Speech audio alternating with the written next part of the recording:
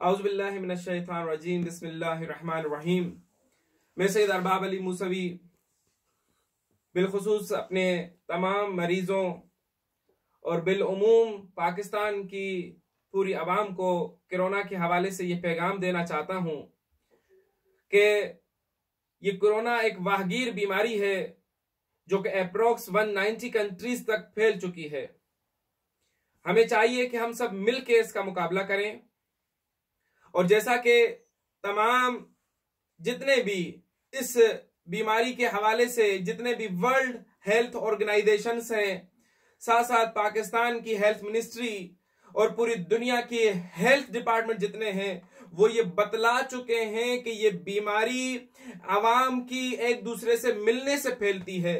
तो एहतियात किया जाए। तमाम जितने भी इज्तिमाआत हैं, मजालिस के हों, जश्न के हों, आप एक मस्जिद में खड़े होकर वहां पर इज्तिमाई नमाज पढ़ते हैं, इस तरह के तमाम इज्तिमाआत से परहेज करें।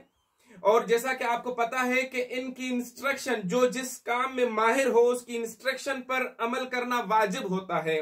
कुछ लोग शायद ये भी कहें कि किबला आप जो है हमें मना कर रहे हैं इस नेक कामों से। तो देखें जी, दीन ने हमें हुक्म दिया है, ये हम अपनी तरफ से नहीं कह रहे हैं। देखें, अगर आप नमाज पढ़ रहे हो और किसी इंसान डूब रहा हो या कोई मरने के करीब हो, तो अभी इस्लाम ने आपको हुक्म ये दिया है कि नमाज छोड़ो, अगले की जान बचाओ। या आप नमाज पढ़ रहे हो, आपका मोबाइल नीचे रखा हुआ हो या आपके कोई कीमती चीज रखी हुई हो, और जैसे ही आपने नमाज शुरू की और कोई चोर आ जाए उसे उठाने के लिए, तो दीन ने हुक्म दिया है कि नमाज को छोड़ो, अपने माल की हिफाजत करो। तो ये जान और माल की हिफाजत भी हमें हमारे इस्लाम ने इस चीज की हुक्म दिया है। तो वो मैं तमाम अपने सामीन से कहना चाहता हूं कि इज्तिमाआत से परहेज करें, जितने भी इन प्रोग्राम से परहेज करें, वहां पर न जाएं।